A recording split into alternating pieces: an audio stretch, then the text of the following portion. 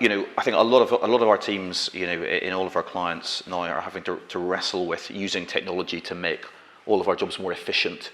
Automation, on everybody's lips. AI also as well. Let's talk about that a little bit. So, friends or foes in the creative process. How do creative teams embrace but not lose, what is going to make the work so special? Dina, I'm going to come to you for that, if I may. Yeah, sure. I mean, I think you can't deny that technology has the potential to improve everything.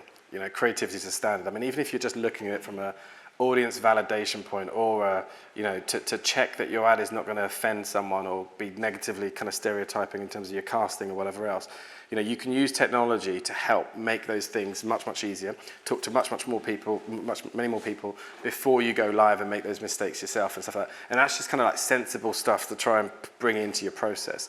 And technology makes it more cost efficient, more kind of easier to do seamlessly into the process, rather than in the old school sense of it can take time to slow down things and you miss your deadlines. So but I think that in terms of we've the way in which we use technology in the creative process is we have this kind of agile kind of creative system which we call Loops Plus. Ultimately, it's a platform, but what it allows, the process of what it allows, is for us to tap into more creatives around the world. So people that we can find that are award-winning, but they're interested in the subject and the thing that we might be exploring.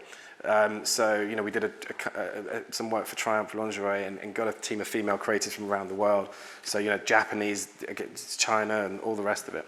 And language translates, so the machine learning and the AI does a lot of the the hard work for you when you get the feedback from the audiences around the world. So that makes it just kind of time efficient and really easy to move on and get this kind of general sentiment of what work is working best. And then you can kind of plug that into the market. Then what's really smart is when you use technology as well to marry how people respond to creativity with the actual media buy itself as well.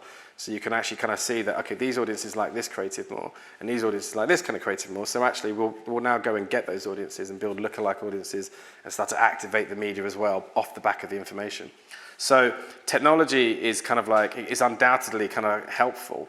But the thing about technology is that anyone knows that, even AI, machine learning, all the rest of it, anyone smart knows that quickly becomes the norm, right? It's like Facebook algorithms, whatever else. That becomes the norm, the benchmark, and everyone's got the same advantage suddenly. So it's no longer an advantage. And the advantage is always the human advantage, the human element on it that goes, right, well, everything's the same now with this technology. How do we stand out and be different and make something distinctive that allows us to gain more attention, get people to act in a certain way? And that will always be a human thing, because that's about spotting the differences in the norm.